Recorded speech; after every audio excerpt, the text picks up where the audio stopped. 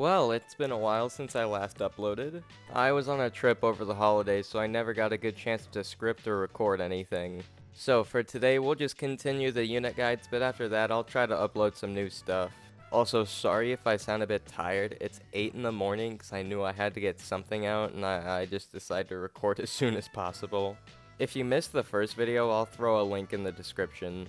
Anyway, let's get technical with Fire Emblem Awakening. I hate the way I said that, but I don't feel like redoing it.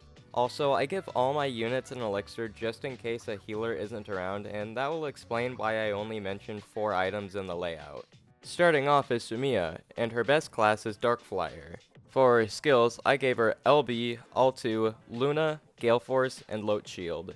Lote Shield is a DLC skill that nullifies bonus damage against flyers, and a skill like that is very important for flyers. For her weapon layout, I gave her Thoron, Rexcalibur, Brave Lance, and Killer Lance. Since the Dark Flyer class has such low strength, I tend to use magic more than lances. The Brave Lance guarantees you to attack at least twice, and the Killer Lance has a very high crit rate. Both of those lances are good. I still use magic more, but it's good to have lances as a backup option. It started when an alien device did what it did, and stuck itself upon his wrist with secrets that it hid. I've had the Ben 10 theme stuck in my head for a little bit. I think the coffee is starting to hit in. I'm getting a boost of energy. So anyway, let's move on to Lissa. So Lissa's best class is Sage, with her best skills being LB, All2, Miracle, Renewal, and Gale Force. Miracle is a skill you get from the Cleric class, and when it activates, it can save a unit from a deadly attack. The trigger rate is equal to the unit's luck stat, and Lissa has a pretty good luck boost, so she should be fine there. Renewal is a skill you obtain from the War Cleric class at level 15. Renewal restores 30% of the unit's HP at the start of your turn. Since the Sage class has such low defense, I use both of these skills to make sure they can stay alive as long as possible. Gale Force is there because if an ally is about to die, Lissa can defeat an enemy, then move again with Gale Force to heal. I personally break sages into 2 different categories, healers and attackers. Healers focus on supporting and healing allies, while attackers are used to, well, attack. Who would have thought of that? Since Lissa doesn't have any offensive skills like Luna or Astra, I primarily use her as a healer. For her item layout, I gave her Thoron, Rexcalibur, Recover, and Physic. Recover fully heals an ally, and Physic heals a distant ally. Both are very useful staves to have on hand. After Lissa, we have Tharja. I'm sure you all know Tharja, right? The goth girl that looks like Jane from Breaking Bad. Sadly, we don't live in a world where Tharja chokes on her own vomit, but anyway. Her best class is Sorcerer, with her best skills being LB, All2, Luna, Life Taker, and Hit plus 20. It honestly surprises me that Tharja has access to the Great Knight class. I guess I'll just add her to the list of characters that confuse me. Tharja caps at 49 skill, including the All2, so her activation for Luna will be a little bit low. But most of the time you'll be paired up with another unit, so you should get a skill boost. I then gave her Life Taker just in case she doesn't have access to Nosferatu. I also gave her Hit plus 20 since most of the Dark Magic tomes don't have a great hit rate.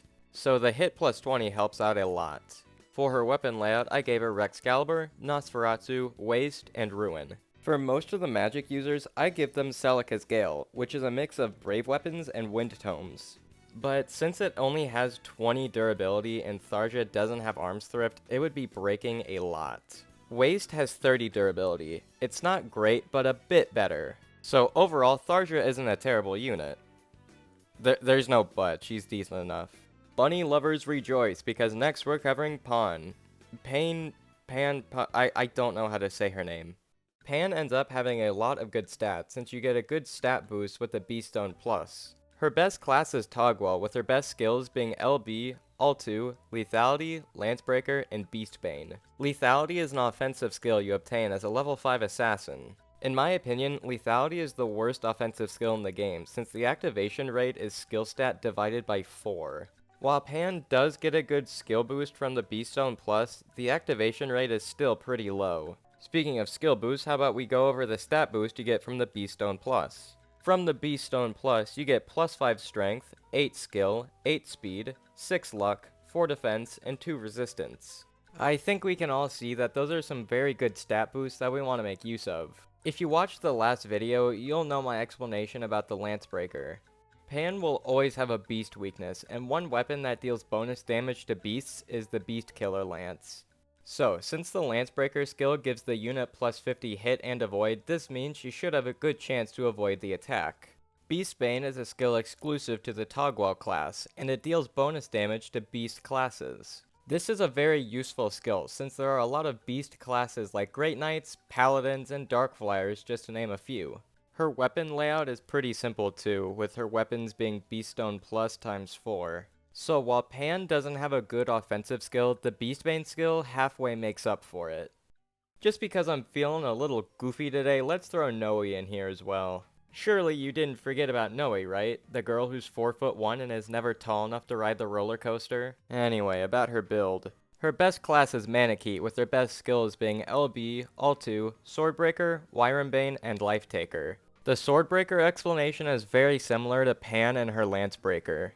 The Manakete class has a dragon weakness, and Wyrmslayer's sword deals bonus damage to dragon units. By this point, I'm sure you get the picture, plus 50 hit and avoid, blah blah blah. Wyrmsbane deals bonus damage to other dragon classes, which it's not as useful as Beastbane, but still somewhat convenient. I gave Noe Life Taker just so she could recover any lost HP. One thing the Manakete class does better than the Togwell class is the stat boost from the stones. Dragonstone Plus gives the user plus 11 strength, 6 magic, 5 skill, 4 speed, 13 defense, and 9 resistance. So it's obvious that the Beast Stones focus on speed and skill while Dragon Stones focus on strength and defense. I'd say the Manakete class is better than the Togwell class because they have 2 attack range and get way better stat boosts. Tiki's final build also happens to be the exact same, but that was bound to happen since they have the same classes available to them. Also, if I repeat the same build for multiple different characters, that's my bad. This game is full of so many units, I tend to forget repeats. How about we do Flavia next? Flavia's best class is Hero, with her best skills being LB, All-2, Armsthrift, Pavice, and Luna. There isn't much explanation for Pavice in this context. I just figured having a good chance for a good majority of weapon types damage to be halved just sounded like a good idea. For her weapons, I gave her Ragnall, Armor Slayer, Brave Axe, and Killer Axe. Ragnall is a weapon you can somewhat commonly find in the Infinite Regalia DLC. Surprisingly, it has 2 range and gives the user plus 5 defense. And since Flavia has Armsthrift, you should go ahead and spend the extra gold to forge all of her weapons. For some reason past me named all of her weapons Flavia. I don't get that either, but it's kind of funny. Next we have Cordelia. For her best class, I chose Sorcerer. Now, I know everyone will disagree with this, but hear me out. I know she has a -1 magic mod, but that honestly isn't that low. I know compared to units like Miriel or Robin, 53 magic doesn't sound like a lot, but keep in mind the magic cap for a sorcerer is 54. Most sorcerers have a good magic mod to boost it, but that doesn't mean super high magic caps is the regular for that class. If we move on from the magic stat, she also has access to Armsthrift, which is always a pleasure for sorcerers. And why wouldn't you want to make use of forged dark magic like Ruin or a Versus Knight? Even though a sorcerer is irregular for Cordelia, she has potential and makes as a good sorcerer. So for her skills, I gave her LB, All-2, Armsthrift, Vengeance, and Gale Force. Vengeance is a skill that you get as a level 5 sorcerer. It adds half accrued damage to attacks. Put simply, it deals more damage the less HP you have. For her weapon layout, I gave her Celica's Gale, Ruin, Nosferatu, and Meyer. If you saw the previous video, you know the story about Meyer. And since Cordelia has Armsthrift, you should go ahead and get all of her weapons forged. So even though making Cordelia a sorcerer may not sit right with some people, in my opinion, it's just the better route to go for her. As long as we're on the topic of disagreement, let's go to Vake. Unlike popular opinion, I think Vake's best class is Hero. While I can't deny his amazing strength as a berserker, I just don't really care for the idea of him being a glass tank. He doesn't have great defense or resistance as a berserker, but it's a lot better as a hero. For his skills, I gave him LB, All-2, Soul, Resistance plus 10, and Counter. Soul is a skill you get as a level 5 hero, and it recovers half of the damage dealt to an enemy. Resistance plus 10 is a skill you get from the Dreadfighter class, and it gives you plus 10 resistance. Isn't that crazy?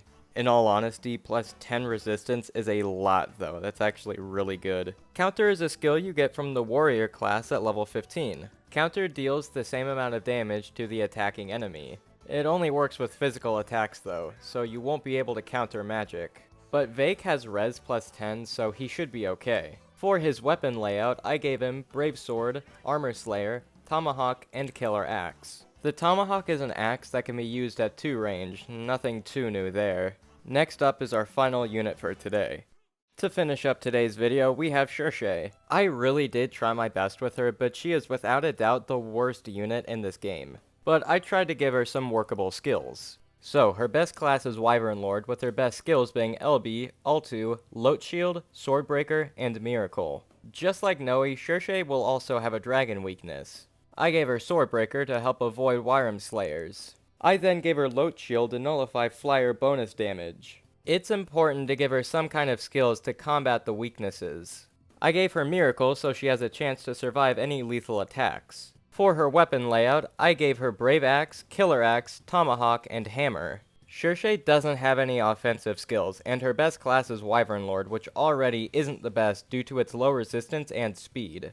Along with no Gale Force, she turns out to be the worst unit in the game. Sorry to you Shershay fans, I hate to see it too. I think that'll wrap up today's video.